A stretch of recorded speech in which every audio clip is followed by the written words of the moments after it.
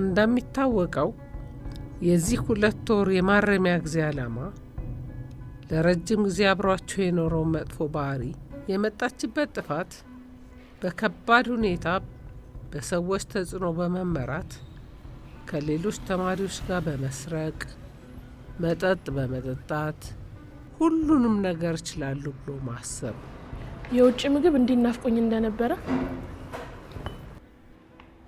እኔ እንደ ደሃ የሚያስፈራኝ ነገር የለም እኮ ነው። የመጣችበት ጥፋት በተለያየ ጊዜያት መምህራንና ተማሪዎችን ለሁለት ከፍላ በማጋጨት ሲሆን እቺን የመሰለች መኪና እዚህ ኮረኮንች ላይ ግን አትጎዳብሽ። ኧረ እባክሽ ይሰፋል።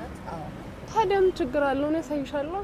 3ኛ ህሊና የሙሽራ ልብስ ገንኪስ ምናምን አለው እንዴ? ብዙ ጊዜ በእጃመል የምትታማና እሷ ባለችበት አካባቢ ሱሰኝነትና ቁማር እንደ ቀላል ተራ ነገር መታየታቸው ነው።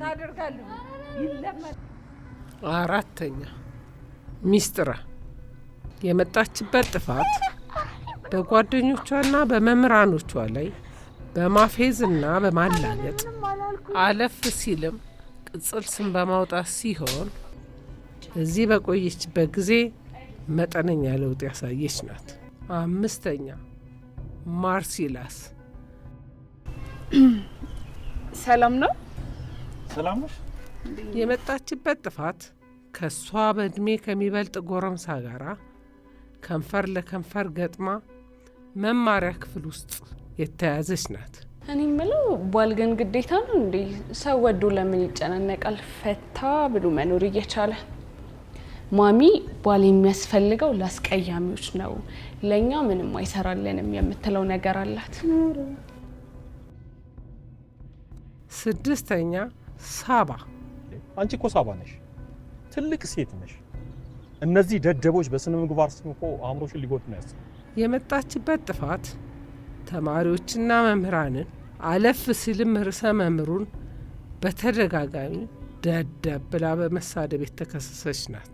7ኛ ረቂቅ ይመጣል የሚል ተስፋ ስለነበረኝና ልጁም ስላሳዘነኝ ለረጅም ጊዜ የመጣችበት ጥፋት በሱሰኝነትና ጽንስ በማስወረር ሲሆን የችግሩ ምንጭ በተለያዩ የህይወት አጋጣሚዎች ያልተገቡ መጥፎ ልማዶች ውስጥ መውደቅ ነው።